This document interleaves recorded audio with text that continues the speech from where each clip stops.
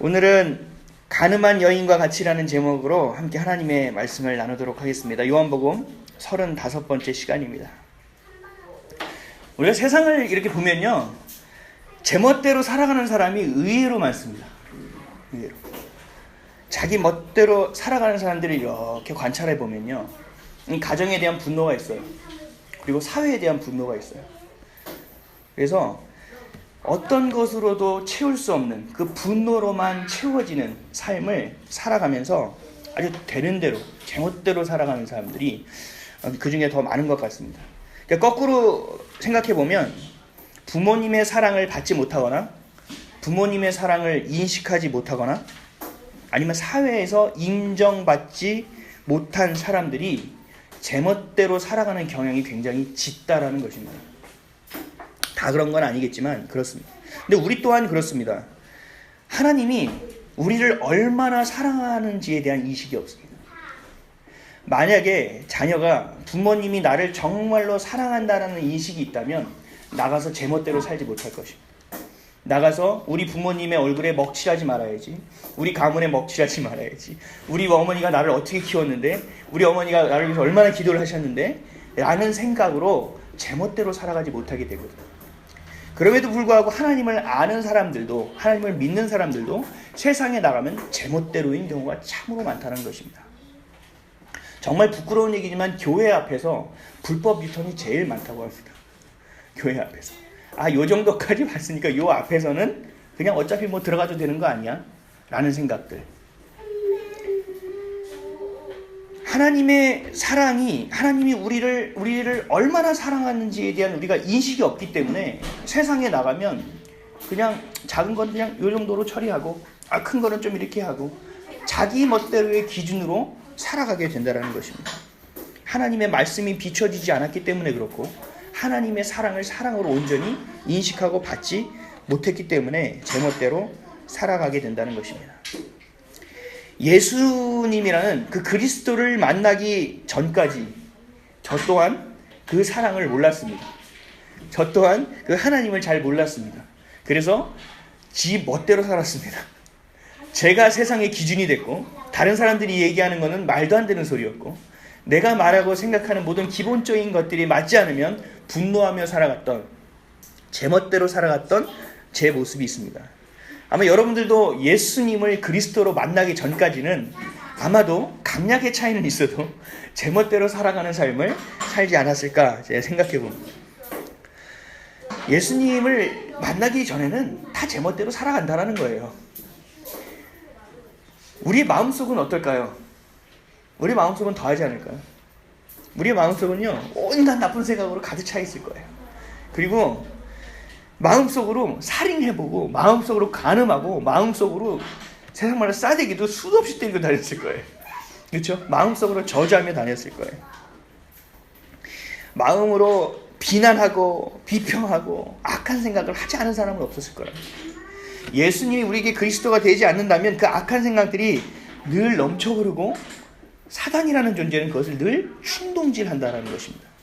로마서 7장 22절에서 24절을 보면, 내 속 사랑으로는 하나님의 법을 즐거워하되 내 지체 속에서 한 다른 법이 내 마음의 법과 싸워 내 지체 속에 있는 죄의 법으로 나를 사로잡는 것을 보는도다. 오라, 나는 곤고한 사람이로다. 이 사망의 몸에서 누가 나를 건져내랴. 사도 바울도 굉장히 괴로워했어요. 근데 예수님을 만나고 나서도 굉장히 괴로워하는 부분이에요. 이것이 잘 해결이 되지 않는다라는 거예요. 수많은 사람들이 그렇게 안에 죄성을 담고 죄를 가득 채워가면서도 왜 사람들은 죄를 실제적으로 짓지 않는지 아십니까?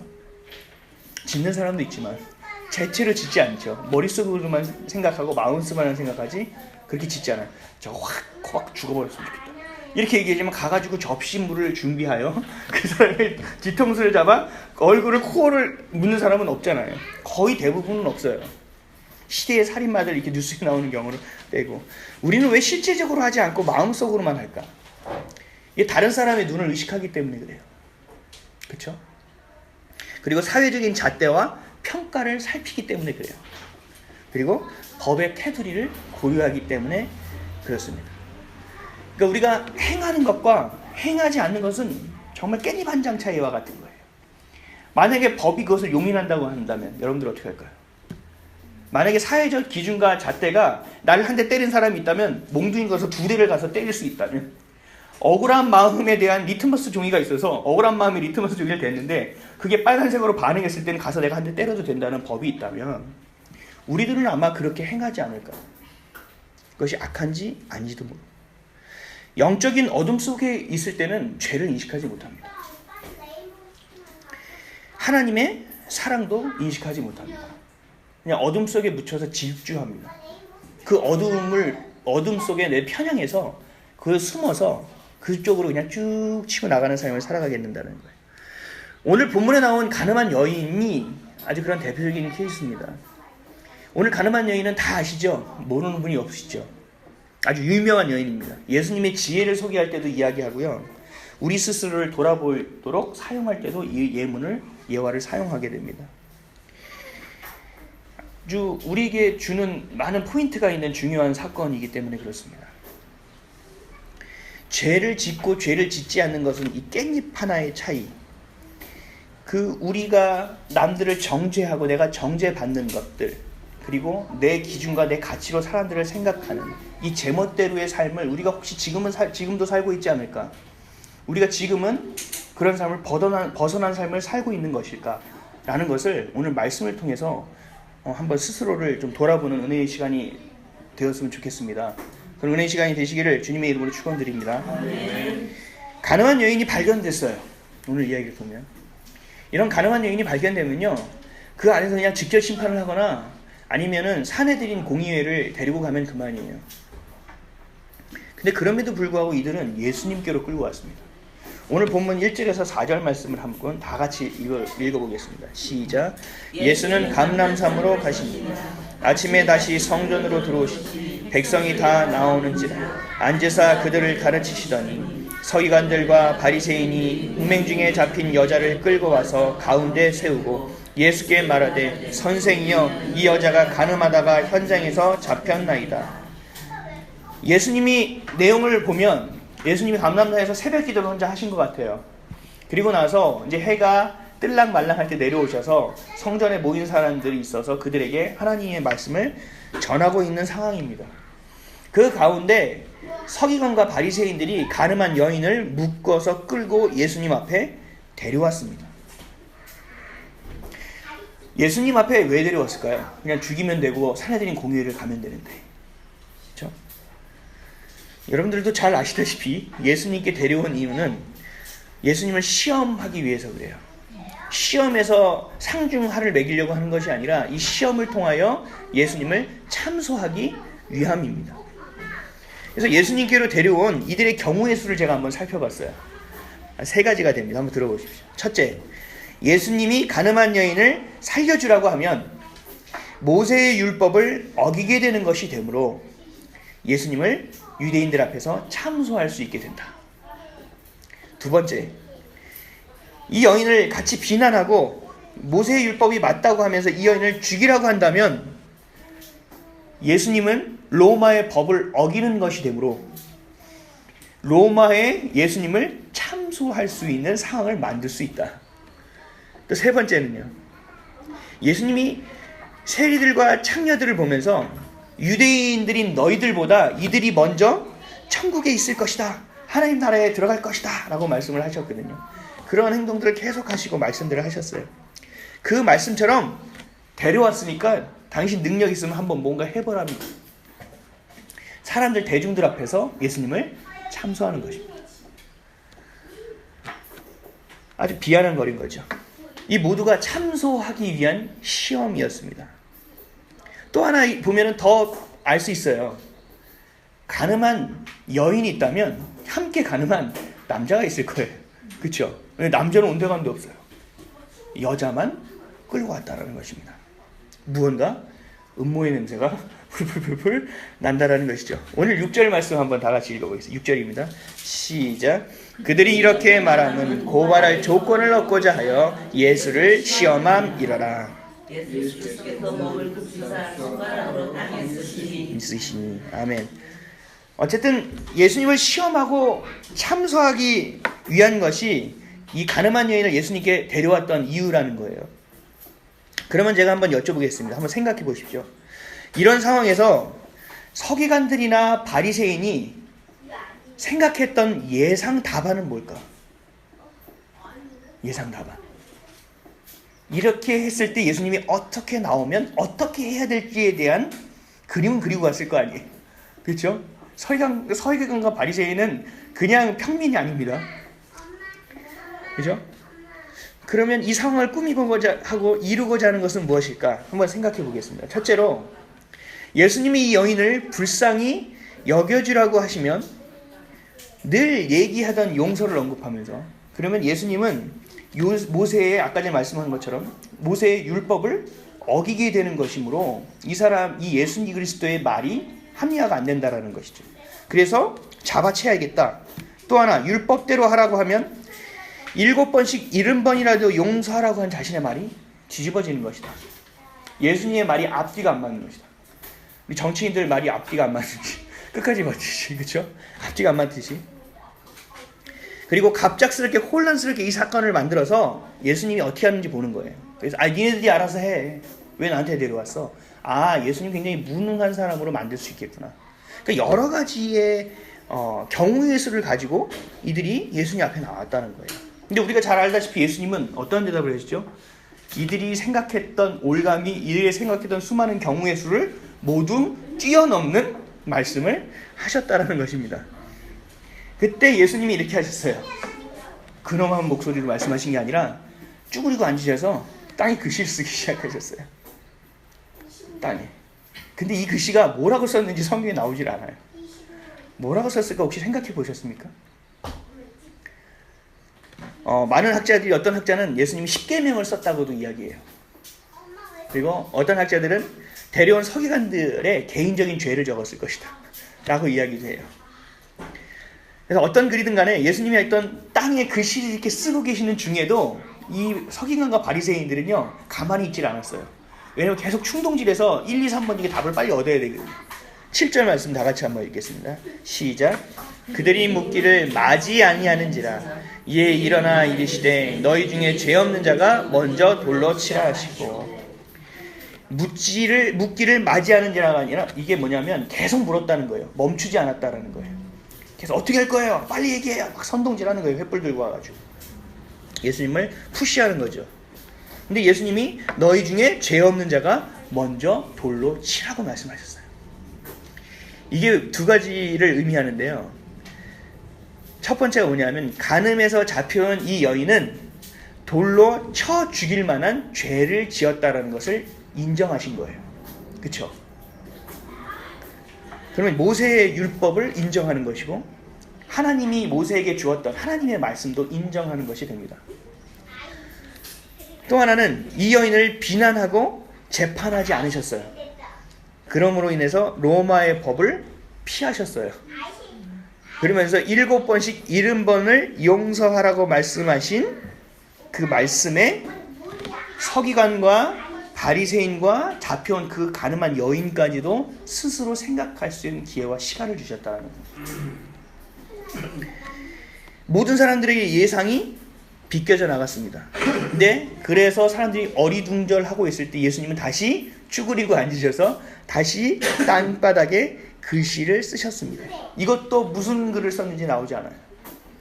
그래서 제가 너무 궁금한 거예요. 평소에는 그냥 지나치다가 아니 무슨 말씀을 썼기에 이렇게 됐고 무슨 말씀을 쓰셨기에 이런 일이 벌어졌을까. 제가 이렇게 나름 이렇게 추론하고 주석을 보고 정리를 해보니까 첫 번째 바닥에 썼던 것은 아마 10계명이나 율법을 썼을 가능성이 커요.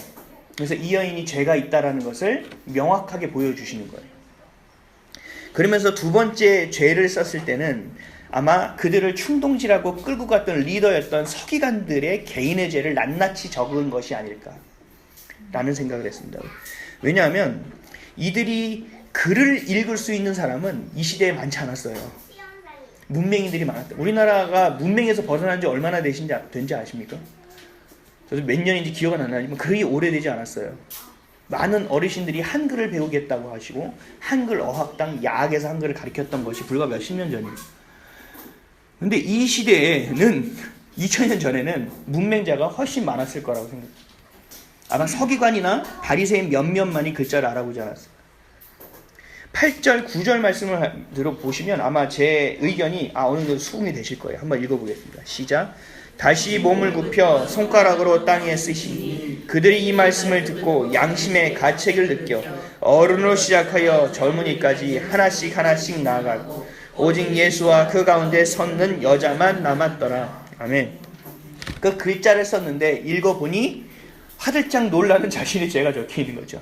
그러면서 죄 없는 자는 돌로 치라니 스스로 돌로 칠 수 있는 자가 없어 주춤주춤하기 시작하다가 양심의 가책을 느껴 어른으로 시작하여 젊은이까지 나아가기 시작하는 거예요. 서기관으로 시작하여 높은 사람으로 시작하여 많은 사람들이 다 딸려서 도망가기 시작했다라는 것입니다. 그 가운데 여자만 남았습니다. 이제 예수님과 여인만 남았어요. 예수님은 죄를 짓고 현장에 온 이 여인을요, 유대인의 손에 맡기지 않으셨어요. 예수님은 정죄하지 않았다라는 겁니다. 하나님의 손에 맡겼어요. 하나님의 예수 그리스도임에도 불구하고 그를 정죄하지 아니하고 하나님의 손에 그대로 의탁하고 맡겼다라는 것입니다. 그때부터 놀라운 능력이 임하기 시작했다는 것입니다. 하나님이 우리에게 말씀하시고 일하시는 방법이 이와 똑같아요. 아주 동일합니다. 우리가 무엇을 잘못했을 때 꿈에 나타나서 너 이렇게 살지 말라고 했는데 또 이렇게 했니? 라고 얘기하시는 게 아니라 똑같은 상황 가운데서 우리의 눈을 자꾸 열어주시고 우리의 귀에 계속 얘기해 주시고 말씀하여 주시고 설교와 말씀과 책 등과 수많은 것들을 통해서 스스로 반응하게끔 하신다는 거예요. 스스로 깨닫게 하신다는 거예요. 가늠한 여인을 잡아와서 예수님을 시험하고 참소하려고 했던 서기관과 바리새인들까지도 스스로 생각할 수 있는 기회와 시간을 주었습니다. 스스로 거기서 반응하여 돌이킬 수 있는 시간을 주셨다는 거예요. 여러분과 저에게도 수없이 하나님이 돌이킬 수 있는 시간을 허락해 주신다는 것입니다.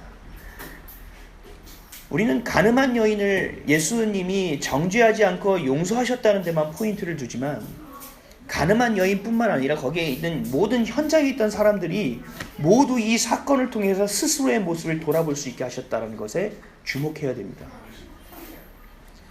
하나님은 정죄하지 않으시고 모두 스스로를 돌아보게 하신다는 거예요. 그래서 말씀이 바르게 선포될 때, 말씀을 우리가 바르게 들을 때, 바르게 인식할 때 우리는 모두가 다 죄인이라는 인식이 생겨나게 돼요. 그래서 상대방을 정죄하지 않게 됩니다. 그러나 말씀을 잘못 선포하면 하나님이 주셨던 말씀도, 하나님이 모세에게 주셨던 모세의 율법도 우리에게 마녀 사냥하듯이 정죄하고 정죄받고 끊임없는 위협이 우리 가운데 도사리게 된다는 것입니다. 마태복음 7장 3절에서 5절 말씀에 어찌하여 형제의 눈 속에 있는 티는 보고 내 눈 속에 있는 들보는 깨닫지 못하느냐. 보라, 내 눈 속에 들보가 있는데 어찌하여 형제에게 말하기를 나로 내 눈 속에 있는 티를 빼라 하라 하겠느냐. 외식하는 자여, 먼저 내 눈 속에서 들보를 빼어라. 그 후에야 밝히 보고 형제의 눈 속에서 티를 빼리라. 아멘. 은혜를 받는다는 것은요, 나도 당신처럼 과거에 이러한 부질없는 죄를 저질렀었습니다. 나도 과거에 예수님을 알지 못했을 때는 방황했었습니다. 불순종했었습니다라는 고백으로 시작됩니다. 그 고백이 없는 자는 은혜를 만날 수가 없습니다. 말씀으로 인해서 내 죄가 드러나게 되는 거예요. 내 스스로에게 먼저 보여지게 되는 거예요. 그래서 우리가 왜 살고 어디로 가고 어디로 와서 왜 살고 어디로 가는지에 대해서 우리가 분명하게 인식할 수 있는 은혜가 주어진다는 것입니다. 여러분의 삶을 한번 돌아보십시오. 나는 그렇게 살아가고 있는가? 하나님 주시는 깨달음 가운데 있는가? 하나님이 그런 말씀을 주셨을 때 내가 스스로 나를 검증하고 있는가? 아니면 합리화를 시키는가? 아니면 그 합리화를 모두 뭉쳐서 다른 사람에게 더 큰 손가락질을 하고 있는 것은 아닌가? 방구를 껴놓고 사람들이 방구 냄새 난다고 하니 이 방구를 내가 꼈다고 하지 않아야 하기 때문에 다른 사람에게 손가락질을 합니다. 야, 너 아까 속 안 좋다 그랬잖아. 옛날 거를 다 끄집어내게. 너 아까 전에 배를 만지고 있던데. 너는 늘 상황 판단을 안 했잖아. 야, 엘리베이터에서 방구를 끼면 되겠니? 내가 낀 방구를 가리기 위해서, 내가 낀 행위를 가리기 위해서 다른 사람을 정죄하고 비난하는 손가락질을 하지는 않는가? 를 우리가 자꾸 살펴봐야 된다는 것입니다. 제가 성령님을 만나기 전에 늘 시험에 들었던 일들이 있어요. 상식 때문에 시험에 굉장히 많이 들었습니다. 자동차가 차선을 변경할 때는 뭘 켜야 되죠?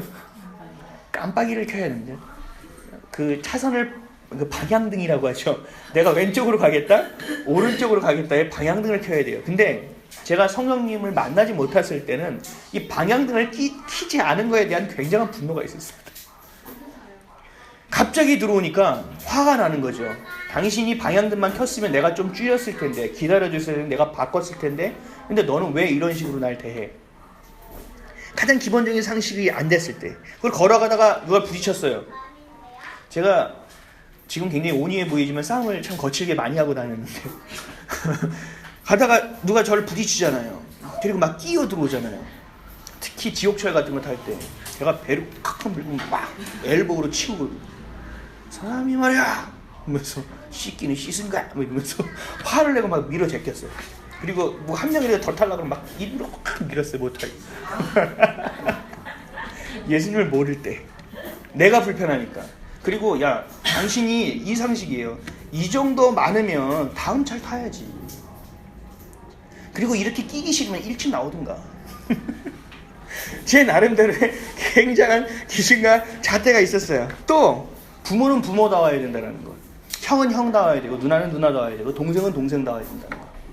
그래서 제가 가는 곳마다 저한테 형 대우 받는 사람이 거의 없었습니다. 예전에. 그래서 제가 형이라고 얘기하는 사람은 거의 없었어요. 정말 몇 명 꼽지를 못해요. 형다운 행동을 하지 못했을 때 이 안에서 굉장히 많은 것들이 일어나더라고요.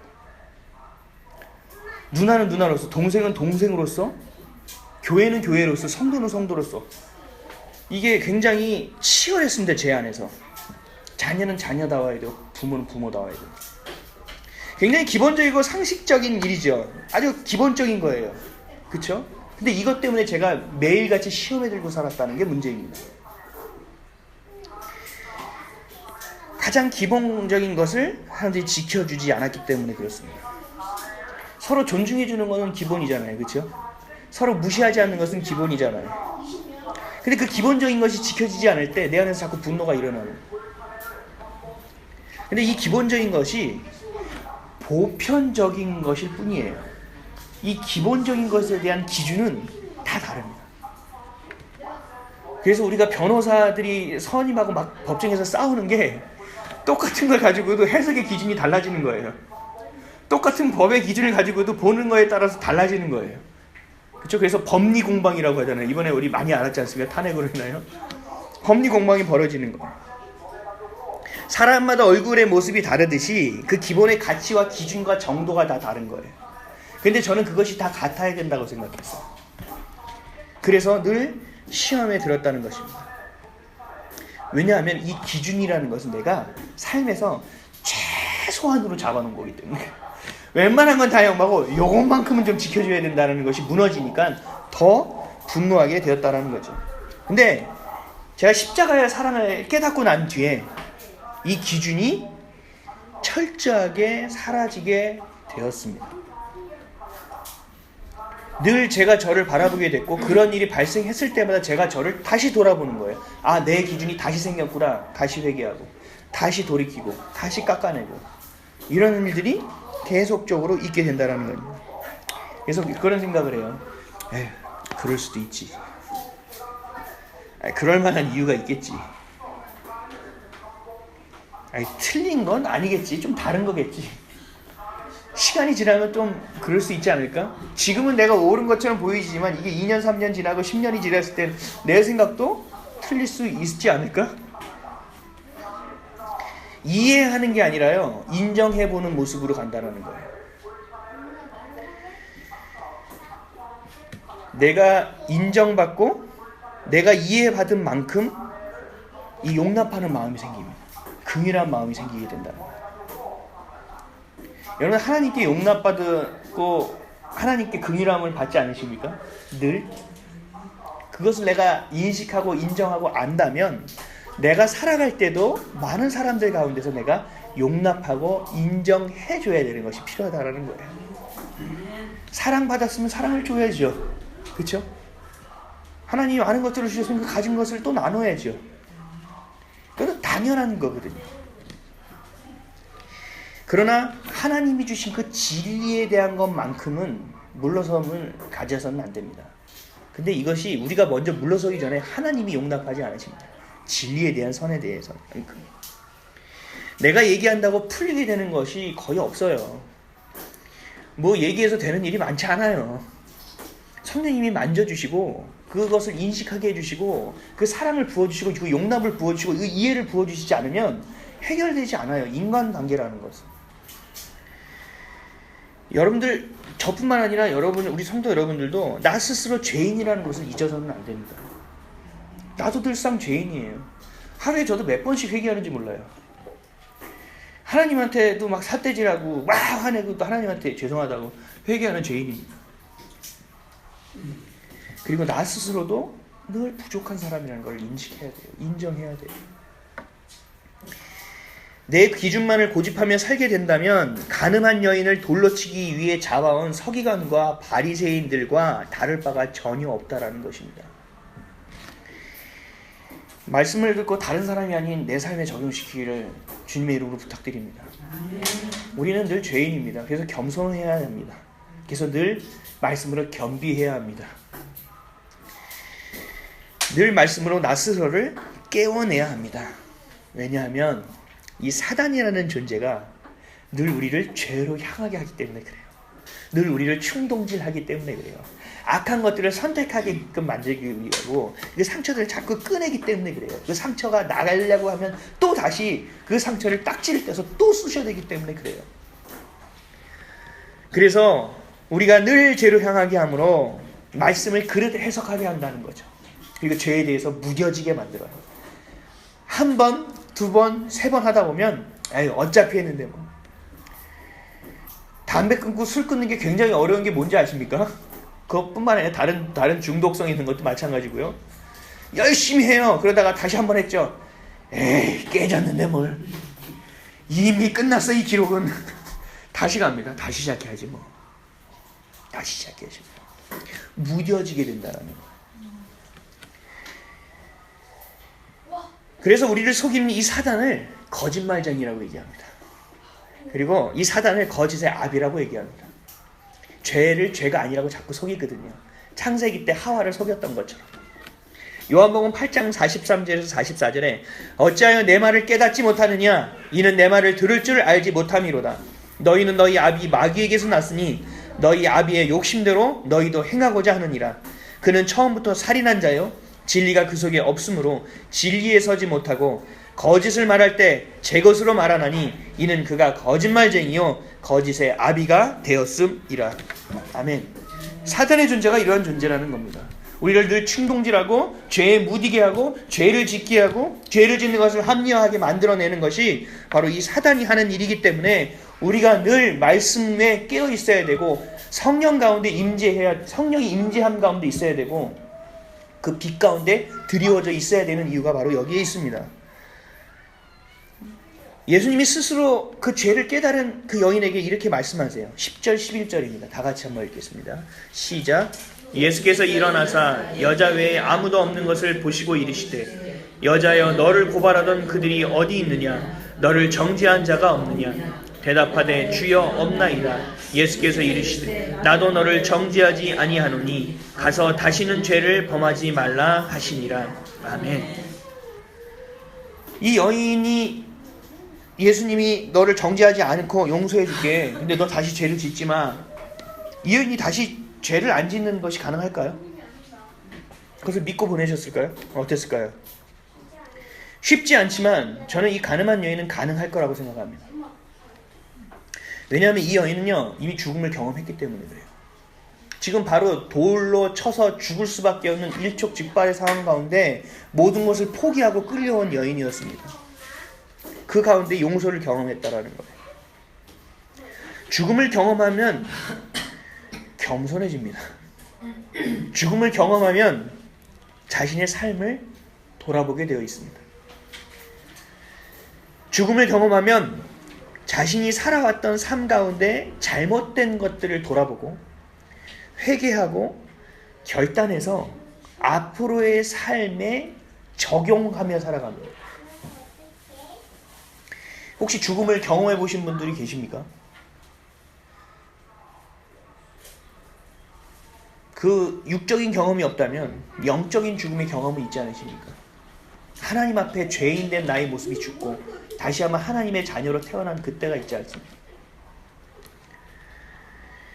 옛사람은 죽고 이제는 새 사람이 되었을 때 오늘의 이 여인의 얘기하는 말씀이 아닌가 싶습니다. 그렇기 때문에 이 가늠한 여인은 죄를 떠나 살 수 있을 거라고 저는 믿습니다. 죄에 대한 인식이 있고 이 죄를 미워하고 이 죄를 미워할 만한 충분한 이유가 생겼기 때문입니다. 죄에 대한 실체를 경험했기 때문에 그렇습니다. 더 이상 거짓의 아비에게 속지 않을 수 있는 역량이 이에게 생겼다라는 거예요. 깨닫게 됐고 알게 되었다라는 것입니다. 로마서 8장 1절에서 2절 말씀에 그러므로 이제 그리스도 예수 안에 있는 자에게는 결코 정죄함이 없나니 이는 그리스도 예수 안에 있는 생명의 성령의 법이 죄와 사망의 법에서 너를 해방하였음이라. 아멘. 하나님이 여러분들을 용서해 주셨다는 거예요. 예수 그리스도를 통하여. 그런데 여러분들이 스스로 여러분들을 정죄하고 여러분들 곁에 있는 사람을 정죄할 이유와 가치가 전혀 없다라고 말씀하고 있는 것입니다.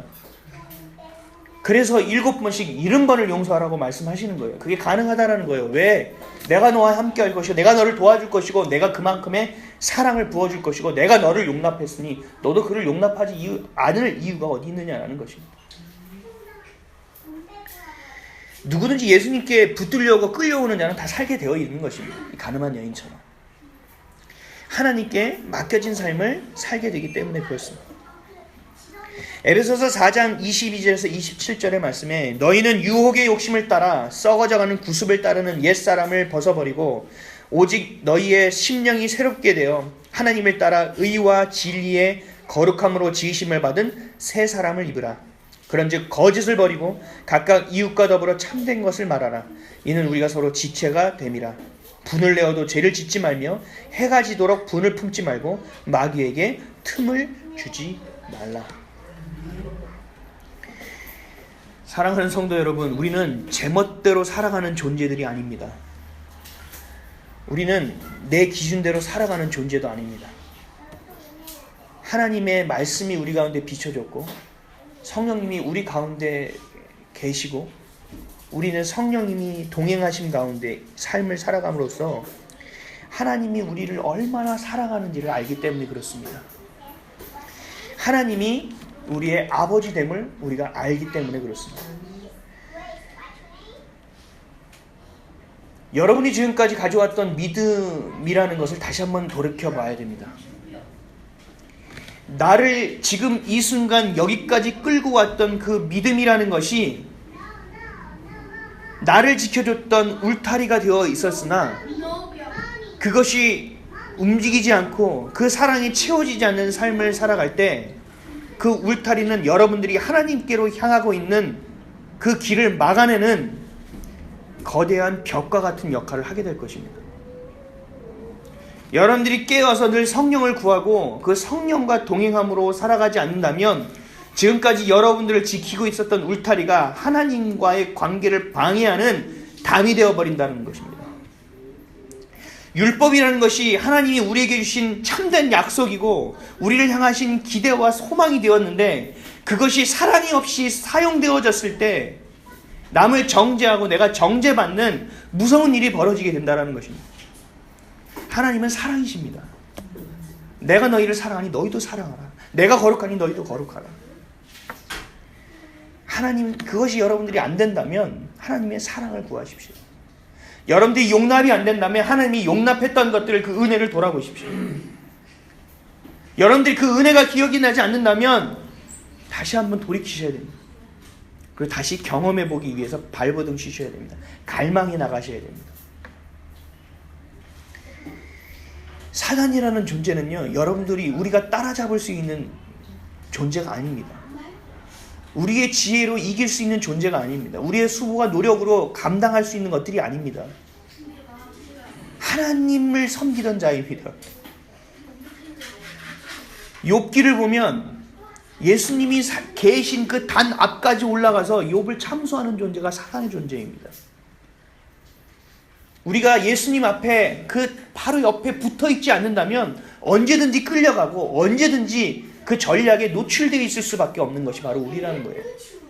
그래서 분을 해가 지도록 품지 말고 틈을 주지 말라고 하는 것입니다. 그러나 우리가 이들을 이길 수 있는 것이 있어요. 바로 예수 그리스도입니다. 이미 이겼다고 말씀하십니다. 내 이름으로 그를 내어 쫓으라고 말씀하십니다. 대적하라고 말씀하십니다. 그러면 그들이 너희를 피한다고 우리에게 약속하고 계십니다. 어둠을 찾아서 스스로를 가리는 삶을 벗어내십시오. 그리고 빛 대신 하나님께로 나아가십시오.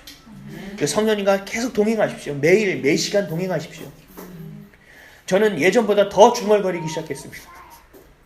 더 많이 기도하기 시작했습니다. 제가 친밀했던 하나님이 친근했던 하나님이라는 충격적인 것을 제가 깨닫고 난 이후에 더 친밀해지려고 노력하고 있습니다. 그것이 내 살 길이고 그것이 생명을 얻는 길이고 그것이 사단에게서 벗어날 수 있는 유일한 길임을 제가 알기 때문에 그렇습니다. 성령에게 매이는 삶을 살아가시기를 주님의 이름으로 축원드립니다. 남을 정죄하지 마십시오. 어둠 속으로 들어가는 길입니다. 남을 평가하지 마십시오. 어둠 속으로 들어가는 길입니다. 다른 사람에게 손가락이 하지 마십시오. 비판하지 마십시오. 그것은 사단이 원하는 일입니다. 하나님이 원하시는 일은 지체가 됨으로 너희들이 옛사람을 버리고 거룩함으로 새로운 사람으로 지으심을 받으라고 말씀하십니다. 성령님이 원하시는 것이 무엇인지 분별의 영이 임하시는 여러분 되시기를 주님의 이름으로 축원드립니다. 기도하겠습니다.